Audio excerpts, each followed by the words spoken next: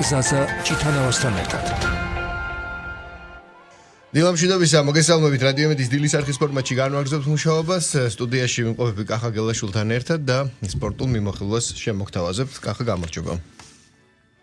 ჩვენი მთავარი თემები იქნება, რა თქმა უნდა, ქართველი ფეხბურთელების ლეგიონერების ალბათ კარგი წარმატებული კვირეული.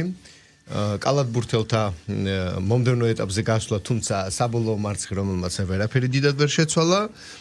მოჭადრაკეებზეც ვისაუბრეთ და მოკლედ სპორტულ სივრცეში მიმდინარე საქართველოსთან დაკავშირებულ სხვადასხვა ასპექტს გამოეხმაურებით. ფეხბურთით დავიწყოთ ხო ალბათ, იმიტომ რომ მოგესალმები მსმენელს, მოგესალმები ზაზა, დავიწყოთ ნებისმიერი სახეობით ფეხბურთით დავიწყოთ ბოლო მატჩით, სადაც ხვიჩამ შესანიშნავად თემოშე გოლის გატანა შეეძლო. აბა და პენალტი არ დააცალეს, ეს ისეთი რთული მომენტი იყო. მოკლედ გუშინ ევროპის სტადიონებზე 1000 ბატალიები შედგა ინგლისური ფეხბურთისგან განსხვავებით ინგლისში პრემიერ ლიგის ტური გაიმართა, მის შესახებაც ოდნა მოგვიანებით. რაც შეეხება ხვიჩა კვარაცხელიას და მის პარი სენ-ჟერმენს, PSG-მ გასვლითი შეხვედრა ჩაატარა მეოთხე ლიგის ბინადარ სტად ბრიოშენთან მეოთხედფინალური ეტაპის შეხვედრა და იოლად მოიგო 7-0. ხვიჩა ერთ-ერთი საუკეთესო იყო, პენალტიც გამოიმუშავა, თავადაც სურდა დარტყმა კადრში. ვნახეთ ალბათ, თუმცა იქ პატარა შელაპარაკება ხო, ფეხბურთელებს შორის არამედავარტყა.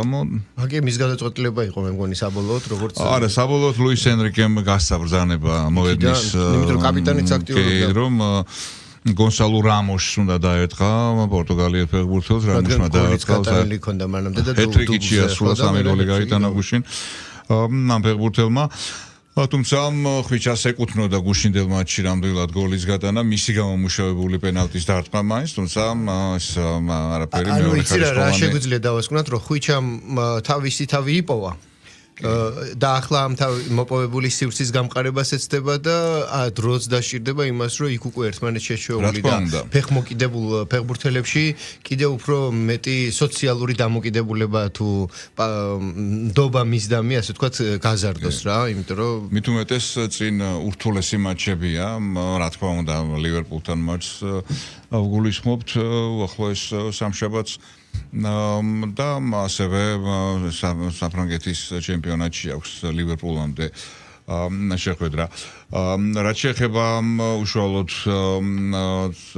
გუშინდელ შეხვედრას, ეს გუნდი ბრიოშენი კი მეოთხე ლიგის წარმომადგენელია და იოლადაც მოუგო PSG-მ, თუმცა ამ გუნდმა საფრანგეთის თასის მიმდინარე გათამაშებიდან ლიგა 1-ის ორი წარმომადგენელი გამოდიშა, ნისა და ჰავრი და ასევე გასახსენებელია პარი სენ-ჟერმენის საკმაოდ რთული გამარჯვება მე-16 ფინალში, ასევე ქვედა ლიგელ გუნდთან, კერძოდ ნახევრად პროფესიონალ, სამოყვარულო თითქმის სამოყვარულო საფეხბურთო კლუბთან, ასე რომ PSG მიულად მოიგო მეოთხედფინალური ეტაპი, გავიდა ნახევარფინალში. ასევე იოლად მოიგო წინა კვირის ჩვენი ლეგიონერების თვალყურის დევნების ფორმატში, ალბათ ყველაზე მნიშვნელოვანი იყო ლიონი PSG-ს შეხვედრა, სადაც ქართველთა დერბი უნდა შემდგარიყო, თუმცა არც ერთი იყო მოედანზე ერთდროულად და არც მეორე,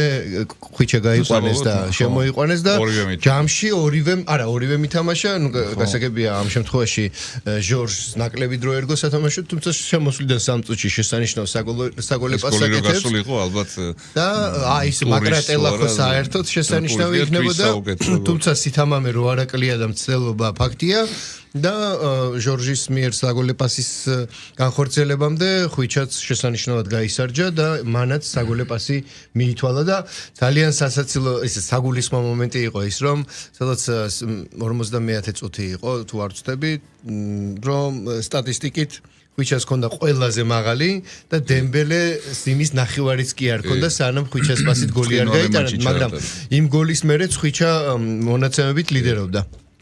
შესანიშნავი ისე სხვათა შორის გუშინ გავრცელდა ინფორმაცია, ცოტა რაღაც, აბსურდული ლიონის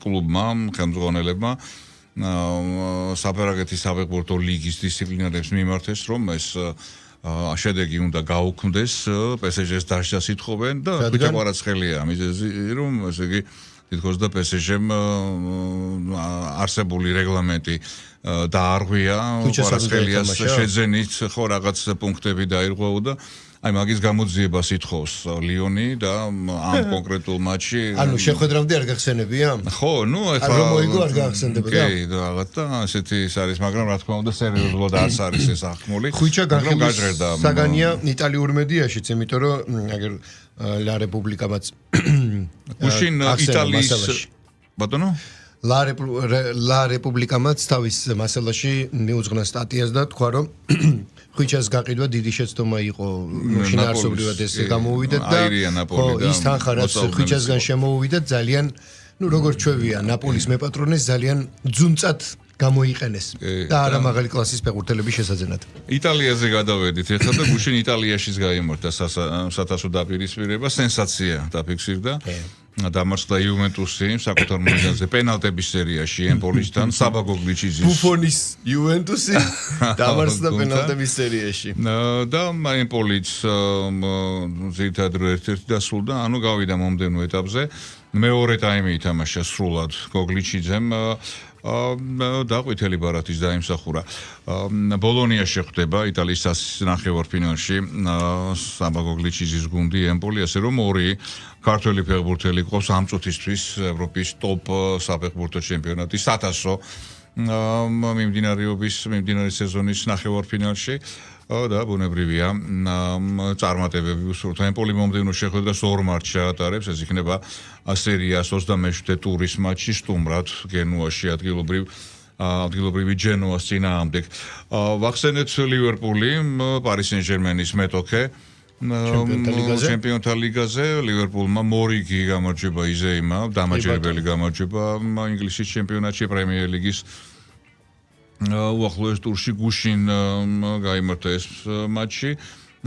მეტოქე ნიუკასლი გახლდათ და ლივერპულმა 2-0 მოიგო 17 წლის ფეხბურთელი ვახტანგ სალია მოგეხსენებათ ნიუკასლის ღირსებას დაიცავს მომდევნო სეზონიდან ლივერპულში კი ლივერპულს უკვე ნაყიდი ყავს ისევე როგორც ნიუკასლია ჩვენი ნაკრების ერთ-ერთი ლიდერი მეკარე გიორგი მამარდაშვილი ასე რომ ქართველი ფეხბურთელების მომავალი მეტოქე მომავალი გუნდები შეხვდნენ გუშინ ერთმანეთს ასე რომ ჩვენთვის მომავალი სეზონიდან საინტერესო გუნდების საერთოდ მომავალი სეზონიდან ქართველი ლეგიონერების ახალ კლუბებში თამაში და ახალ სივრცეებში ნახვის გარდა ჩვენ გველოდება შესაძლო ცვლილებები FIFA-შიც, ხო?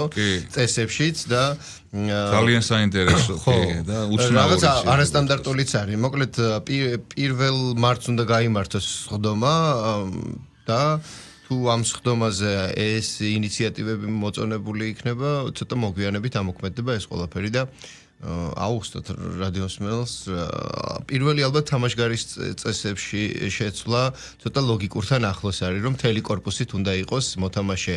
წინ ამ მსოფლიო ჩემპიონატზე იყო თუ სწორად მახსოვს გამეორება მატჩი და ყურით იყო წინ თავდამსხმელი და გოლი ჩაიტო. კლავის ნაწილი და რაღაც ხო. ნუ ესეც ცალსახად იმიტომ რომ მაღალ ტექნოლოგიური ეს ხაზი რო არ ყოფილიყო გრაფიკული, ამას თვალი ვერ მიხვდებოდა და კორპუსით წინ უნდა იყოს უფრო ლოგიკურია, იმიტომ რომ ამას არ ჭირდება კომპიუტერული გრაფიკა, მისი დამუშავება და ასე ამ ყველაფრის დადგენა. ეს რაღაცა ამ ხრივ ლოგიკაში არის, მაგრამ შემდეგ კურიოზული რა არის ერთი? კურიოზული არ არის, მაგრამ ჩემთვის კურიოზულია ის, რომ კურიოზულიც აი არბიტრმა რომ უნდა აუხსნას მაყურებელს სტადიონს რომ უნდა აუხსნას მიკროფონით. ანუ საუბარია იმ ვერსიაზე, რომ თუ ვარზე გადამოწმება მოხდება და შემდეგ საჯი მიიღებს ამა თუ იმ გადაწყვეტილებას, მან უნდა აუხსნას მიკროფონში მაყურებელს. მაყურებელს სტადიონზე შეკრები გულშემატკივარს და ტელეაუდიტორიასაც. აი რა შეიძლება? ანუ მე პირობითად პენალტი დავნიშნე, იმიტომ რომ მე ჩავთვალე რომ ამან ის აქცია. მაგრამ აქ ნახე პირობითად იმ ერთი გუნდის გულშემატკივარი იტყვის რომ რა ცუდი ხარ, მეორე იტყვის რა კარგი ხარ. საჯის მიმართ სამწუხაროდ იგივე შეფასება დარჩება. რა შეიცვლება? ხო, ნუ არ ვიცი ხა ეს მე დარწმუნებული ვარ რომ ეს კითხვის ნიშანი შემცირდება. კონკრეტული არ გავა, არ მოიქნება მოწონებული ისევე როგორც პრინციპში ერთი პუნქტია კიდე განსახილველი, როდესაც შეზღუდული რაოდენობით, მაგრამ მაინც შეიძლება გააჩერონ, აი თქვათ, როგორც სხვადასხვა იცი რა, ამაში არის ლოგიკა, რომ ჩვენ ვიცით ექსპრესიული მწვრთნელები, არ ვიცი მარტო ატლეტიკო მადრიდის მწვრთნელი რაც ღირს და ზოგჯერ გვარდიოლა როცა შევა იმაში აზარში საოცარში ხო? ანუ ამ ხრივ მათი აი ამ დუღილის დასაგდებად, აი ამ უფლების მიცემა ალბათ კარგია, იმიტომ რომ სრულიად უუფლებონი არიან, ასე ვთქვათ, ისინი იმ მაგრამ რაც არსებობს, ეხლა მეორე მხარეც არის, იგივეა ეს ვარი, ძალიან ბევრი სხვადასხვა ისეთი ავტორიტეტული ექსპერტი, ვეტერანი ფეხბურთელი ძალიან იმათ დადებით შეფასებას არ აძლევს ამ ვარს, რომ ფეხბურთი ნელ-ნელა კარგავს იმ ხო, მაგრამ ნუ რეალობა არის, ახლა ჩვენ ხო არავის ხო არ რა თქმა უნდა ძალიან ბევრი უამრავი ახლა მე არ მეგულება კაცი რომელიც ალბათ ნეგატიურად შეხედავს იმას, რომ ბურთში არის გადამცემი მოწყობილობა, რომლითაც ზუსტად გინდება ბურთმა გადალახა კარი თუ არ გადალახა, ხო მოწონთ? რა თქმა უნდა, კი, მაგრამ აი ეს სიახლეები არის ასეთი რა.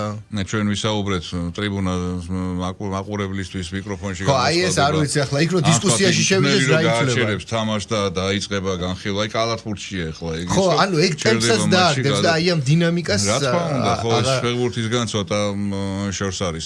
აი ძალიან კარგი სიახლე იქნება თუ აი თამაშგარის ეგ საჯის მწვრთნელთან მწვრთნელის მიერ მატჩის გაჩერება თუ სწორად მახსოვს არსენ ვენგერის ინიციატივაც იყო. ხო, მაგრამ იცი რა არის შეზღუდული რაოდენობით და ეს კარგი ალბათ კიდე რა ლოგიკით იცი რომ თუ მაინც ვარი მაინც აი ჩოგბურთშია გააჩერებინები ხო გახსოვს ეგ არ უნდა იყოს. ნუ ჩოგბურთის სხვა დინამიკაა და ფეხბურთის ეს ექსპრესია დაიკარგება.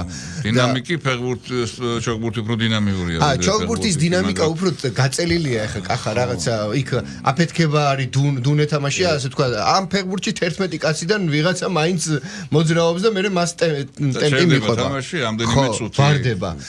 ნახე რა მომენტია, იქ შეიძლება იხეროს ფეხბურთელმა, ვინც ფიზიკურად ნაკლებად მომზადებულია, მაგრამ ის ვინც უკვე რაღაცა შესულია იმ კონდიციაში, როცა სხვა შედეგებზე უნდა გავიდეს, სხვა არის, მაგრამ რაზე მინდა საუბარი გახსოვს აგერ ახლა ბოლოს სოფლიო ჩემპიონატზე ურუგვაის ნაკრების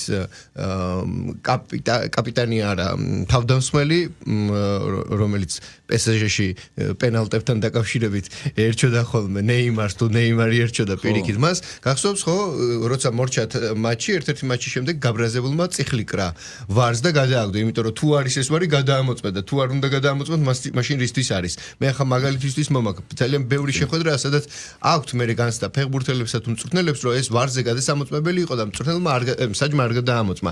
სწორედ აი ასეთი დანაკლისის შესავსებად ალბათ ერთხელ რო იყოს მატჩის განმავლობაში უპრიანი იქნება.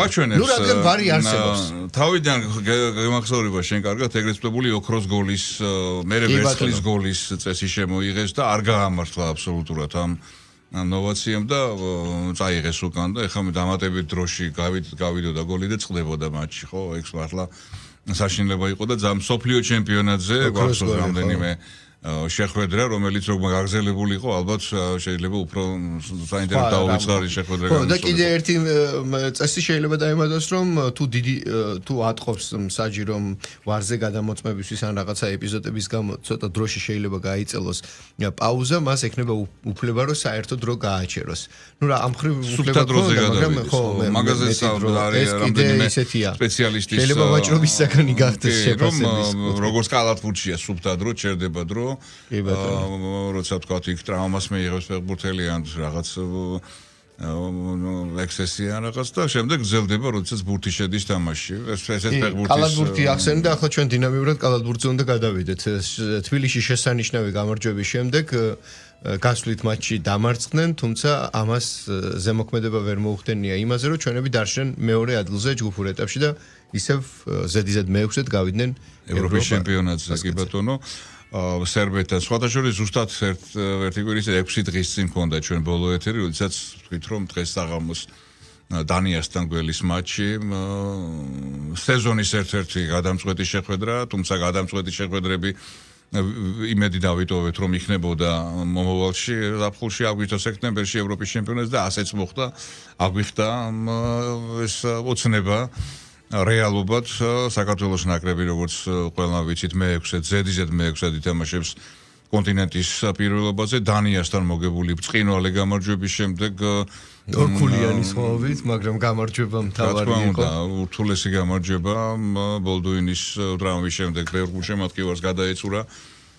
იმედი საკმაოდ მობილური, ისეთი კარგად შეთამაშებული გუნდი იყო დანია, თუმცა ქართველმა კალათბურთელებმა შეძლეს დანიელთა ბარიერის გადალახვა, გავიდნენ ევროპის ჩემპიონატზე სერბეთთან. არ უთამაშია ურიგოდ საქართველოს ნაკრებს, ხრახულიანი სხვაობა ბელგრადში. მიუხედავად იმისა, რომ სერბებს აკლდა რამდენიმე წამყვანი კალათბურთელი, არანაკლები ასე ვთქვათ, შემადგენლობით, ჩასწრებული შემადგენლობით თამაშა ჩვენმა ნაკრებმა, არც ერთი ლიდერი არ იყო პრაქტიკულად მოედანზე, დუდასანაძეს თუ არ ჩავთვლით და მაინც ღირსეული ბრძოლა ბოლო მეოთხეში საგებული შეხვედრა და ალექსანდრ ჯიკიჩის რეაქცია განცხადება მატჩის შემდეგ, რომ ის ძალიან უკმაყოფილოა მატჩის შედეგით.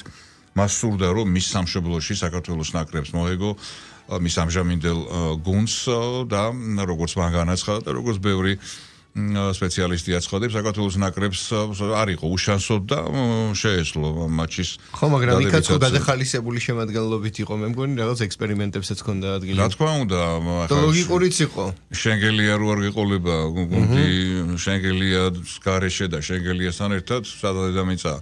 ხო, არ იყო შერმადინი, იგივე ბოლდუინი არ იყო. მოკლედ ევრობასკეტზე გვეყოლება. პირველი ნახევარი კარგად გაისარჯნენ. კი, ბიჭებმა სუპერლიგის საქართველოს საკალათბურთო ჩემპიონატის მოთამაშე კალათბურთელებმა საკმაოდ კარგად შეძლეს თავის წარმოჩენა. აქვე აღნიშნოთ ძმების ანაძეების თამაში, ეს არის მესამე შემთხვევა დამოუკიდებელი ქართული კალათბურთის ისტორიაში და თუ არ ვწდები ზოგადად ქართული კალათბურთის ისტორიაში. როდესაც ჩვენი ნაკრების შემადგენლობაში ძმებმა ითამაშეს, ძმები ბოისების, მარკოიშვილების შემდეგ დუდა და სანდრო სანაძე ერთ მატჩში გამოჩნდნენ მოედანზე. მოკლედ ველოდებით 27 მარტს, ზუსტად ერთი თვის შემდეგ რიგაში გაიმართება ევრობასკეტის ფინალური ეტაპის კენჭისყრა, გავიგებ საქართველოს ნაკრები რომელ ქალაქში ითამაშებს, შევახსენოთ მსმენელს, რომ 4 ქვეყანა, 4 ქვეყნის 4 ქალაქი უმასპინძლებს ლევანდელ ევრობასკეტს, ფინეთის ქალაქი ტამპერე, კვიპროსის ქალაქი ლიმასოლი, პოლონეთის ქალაქი კატოვიცე და რიგა, ლატვიის დედაქალაქი, სწორედ რიგაში გაგრძელდება ჯგუფური ეტაპის შემდეგ პლეი-ოფი, ანუ ტურნირის ძირითადი ნაწილი ფინალის ჩათვლით, ყველა შეხვედრა პლეი-ოფისა სწორედ ლატვიის დედაქალაქში გაიმართება 27 აგვისტოდან 14 სექტემბრის ჩათვლით. ჩატარდება წლევანდელი ევრობასკეტი ფინალური ეტაპის ფორმატი კვლავაც უცვლელია 24 ნაკრები 6 გუნდიანი 4 ჯგუფი შედგება და ამ 6 გუნდიდან თითოეული ჯგუფიდან 4 საუკეთესო გააგრძელებს პლეი-ოფში მერვე ფინალურ ეტაპზე ბრძოლას მერვე ფინალიდან კი ტრადიციული ოლიმპიური სისტემით გაგრძელდება, ანუ პლეი-ოფის სისტემით აგებული გავარდება, მოგებული მეოთხე ფინალში გააგრძელებს ბრძოლას. ვახსენეთ ბოლდუინი, რომელმაც ტრავმის გამო თბილისში დანიასთან მატჩის წინ ვარჯიშის დროს მიიღო ტრავმა და ვერ დაეხმარა გუნდს. საბედნიეროდ მისი ტრავმა არ არის სერიოზული და როგორც ესპანური პრესაც წერს, ბოლდუინი, როგორც ვიცით, საკალათბურთო კლუბ ბასკონიაში თამაშობს, თონიკე შენგელიას ყოფილ გუნდში და ბასკონიას ოფიციალური ვებგვერდი და ასევე ესპანეთში გამომავალი რამდენიმე სპორტული გამოცემა წერს, რომ დაახლოებით 2 მაქსიმუმ 3 კვირაში დაუბრუნდება კამარ ბოლდუინი მოედანს, ასე რომ ყველაფერი კარგად იქნება იმედია ზაფხულისთვის, აგვისტოს მიწურულისთვის, აგვისტოს შუა რიცხვებისთვის საქართველოს ნაკრების სრულად დანაკარგის გარეშე შეხვდება ევრობასკეტს, ამ შემადგენლობას დაემატებიან, რა თქმა უნდა, ამერიკაში მოთამაშე ლეგიონერები, გოგა ბითაძე, სანდრო გამბუკელაშვილი, საკმაოდ სერიოზული. და უფრო მსუყე მრავალფეროვნება გვექნება ლეგიონერთან. ეხლა ჭადრაგზეც მოვასწროთ საუბარი, ალბათ ხო 20 წლამდელ მოჭადრაკეთა ევროპის ჩემპიონატი, რომლის ფარგლებშიც დღეს უნდა გაიმართოს მესამე ტურის პარტიები, უნდა გათამაშდეს და ჯერჯერობით ჩვენი ქართული წარმომადგენლობის შემადგენლობაში, ქართულ წარმომადგენლობაში დომინირებს ქულათა მეტი რაოდენობა გააჩნია კესარია მგელაძეს, მას ოდნავ ჩამორჩება ანასტასია კირთაძე და ახლა უკვე ამ ეტაპზე 15 მოჭადრაკე განაგრძობს პაექრობას, ჩვენ ქართველ ვაჟებს საც გააჩნიათ თითო ქულა და ახლა უკვე ნახავთ როგორ განვითარდება პერიპეტიები 20 წლამდელ მოჭადრაკეთა შორის, იმიტომ რომ ეს ის ტურნირია, რომელიც მომავალი სოფლიო დონის მოჭადრაკეთა გამოაშკარავების ერთგვარი მსუყე ფილტრია. კი ბატონო, ლუკა კილაძე და აკაკი ყალიჩავა თითო ქულით ლიდერებთან ერთგულიანი ჩამორჩენენ. ჯეჯირობის წინ არის ტურნირის. დღეს მესამე ტურის პარტიები გადამაშტება და იმედია ჩვენი მოჭადრაკეები, ახალგაზრდა მოჭადრაკეები 20 წლამდელთა ევროპის ჩემპიონატია და 4 მოჭადრაკე ყოფს 2 გოგონათა ტურნირზე, 2 ვაჟთა ტურნირზე, შეძლებს სატურნირო მდგომარეობის უფრო გაუმჯობესებას. და კლავ მოდი კალათბურთით დავასრულოთ. არა, ფეხბურთიც გვექნება დასასრულებელი შემდგომი და კალათბურთზე თონიკე შენგელიასთან დაკავშირებით ფიბამ აი ამ განვლილი უკვე დასრულებული ევრობასკეტის შესარჩევი ეტაპის საუკეთესო კალათბურთელის გამოვლენა დაიწყო ტრადიციული გამოკითხვა. ყველა ნაკრებიდან თითო კალათბურთელია წარმოდგენილი, რა თქმა უნდა, საქართველოსთან თონიკე შენგელია, საქართველოს ნაკრების კაპიტანი, ლიდერი. და ბრწყინვალე სტატისტიკა ჰქონდა თორნიკეს უნდა ითქვას 19 ქულაზე ნაკლები არც ერთ მატჩი არ ჩაუტარებია ყველა 6-დან 5 შეხვედრაში მიიღო 6-დან 5 შესარჩევი ეტაპის 5 შეხვედრაში მონაწილეობა ბოლოს სერბეთთან როგორც უკვე ვთქვით თორნიკე არ ყოფილა ნაკრების შემადგენლობაში და აი ამ განვლილი 5 შეხვედრიდან საუკეთესო მატჩი თორნიკეს მოპოვებული ქულების მხრივ დანის ნაკრებთან ჰქონდა უღონდ შარშან გასვლაზე რომელიც წავაგეთ 6 ქულის ხობებით 27 ქულა მიითვალა იმ შეხვედრაში თორნიკემ ასე რომ ვუგულშემატკივროთ თორნიკეს და თორნიკეს გამარჯვებაში ჩვენც ქართულ გულშემატკივარსაც შეგვიძლია შევიტანოთ ჩვენი მოგზაურებული წვლილი ფიბას ოფიციალურ კალათბურთის საერთაშორისო ფედერაციის ვებგვერდზე მიმდინარეობს გამოკითხვა შეგვიძლია შევიდეთ და ავირჩიოთ რა თქმა უნდა ჩვენთვის სასურველი კანდიდატი ამ გამოკითხვაში თორნიკე შენგელია და მივცეთ ხმა ასე რომ წარმატებები თორნიკეს ისევე როგორც ჩვენს ნაკრებს ჩვენი ნაკრების ყველა წევრს. კი ბატონო, რა თქმა უნდა, ცალსახად. და ჩვენი მიმოხილვის ბოლოს უნდა გავიხსენოთ და აღვნიშნოთ ერთი მთავარი რამე დილითა და ანონსშიც თქვი ეს რომ დღეს არის ერთ-ერთი დიდი ევროპული საფეხბურთო კლუბის შექმნის დაბადების დღე. ვინ არის გერმანულ კლუბებს შორის შენი ფავორიტი? გერმანულ კლუბებს შორის დორტმუნდის ბორუსია მიყვარს დორტმუნდის ბორუსია ხო დორტმუნდის ბორუსია არა ზოგჯერ რომ დორტმუნდის ბორუსია გაიფურჩქნება და დაჯავნის მიუნხენის ბაიერს მაგრამ ნაკლებად რო ხდება ეს ამბავი აი იმ კლუბის დაბადების დღეა დღეს 1900 წელს 27 თებერვალს შეიქმნა და ოფიციალურად დარეგისტრირდა საფეხბურთო კლუბი სახელწოდებით მიუნხენის ბავარია მიუნხენიდან წარმოშობით ადამიანები, ახალგაზრდები, რომლებიც წევრნი იყოფილან გიმნასტთა საზოგადოებისა, მიაქციეს რა ყურადღება, რომ ფეხბურთს ნაკლები ყურადღება ექცეოდა და დასხდნენ რესტორანში, მიიღეს გადაწყვეტილება და შექმნეს რესტორანში გადასხდა. რესტორანში, პატარა რესტორანში ისინი ეთყობა ლუდმა იმოქმედა, რომ ეს გადაწყვეტილება მიიღოს და მიუნხენის ბაიერნი რამხელა კლუბია, რამხელა ისტორია აქვს და ფეხბურთის მსოფლიო ლეგენდების როგორი სახლი ყოფილა, რა ვიცი, ეს კიდე ცალკე თემა ალბათ. ვინ არის შენთვის მიუნხენის ბაიერნი და ყველაზე გამორჩეული ფეხბურთელი? კი ბატონო, კი გეთანხმები. ვინ არის შენთვის გამორჩეული ფეხბურთელი მიუნხენის ბაიერნიდან? ბაიერნიდან მე ვინც მინახავს? აი ყველაზე დიდი ვინ გგონია ბაიერნში?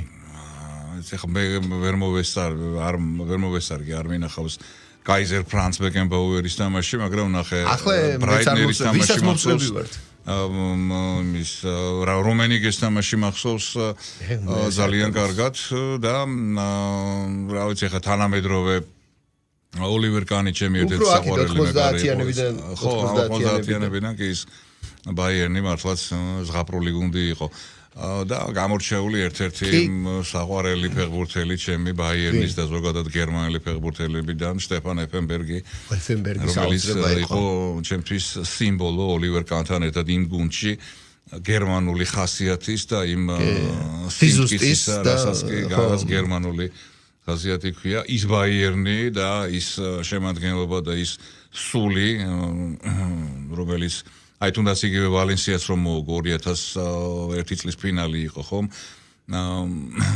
პენალტების სერიაში ვალენსიას მაშინ ვალენსია კიდევ უფრო სხვა მაღალ დონეზე იყო ფეხბურთი სხვა იყო მაშინ საკლუბო ევროპული ფეხბურთი აბსოლუტურად სხვა იყო და კანისარესი იყო ხო უკვე ვალენსიაში თუ არა კანისარესი ანუ ორი დიდი მეკარე იმ დროისთვის იყო ამ ბაიერთან წინა ფინალში დამარცხდა ვალენსია წინა წლის ფინალში რეალთან უშანსობდა ბაიერთან ზოგი ფავორიტად მიიჩნევა თუმცა ბაიერმა მოახერხა ფეხბურთელები რავი ძალიან ბევრი ფეხბურთელები ოლივერ კანი ალბათ მაინც რჩება ბოლო 20 წლების ჩემი სუბიექტური აზრია მე ვინც მინახავს საერთოდ ჩემი საფეხბურთო აი ეს გულშემატკივრის კარიერიდან გამომდინარე ოლივერ კანი არის საუკეთესო მეკარე კი იყო ზოგჯერ შეურაცხადებით კი იქცეოდა აი რამდენიმე სეზონი გამოლინება ჰქონდა საშინელებები მაგრამ ნუ ეხა ეგ შეიძლება ის მაგრამ მეკარე როგორც საუკეთესო ეხა არის ხო ბუფონი იგივე კანისარესი ახსენე ძალიან კარგი მეკარე ძალიან კარგი და როგორც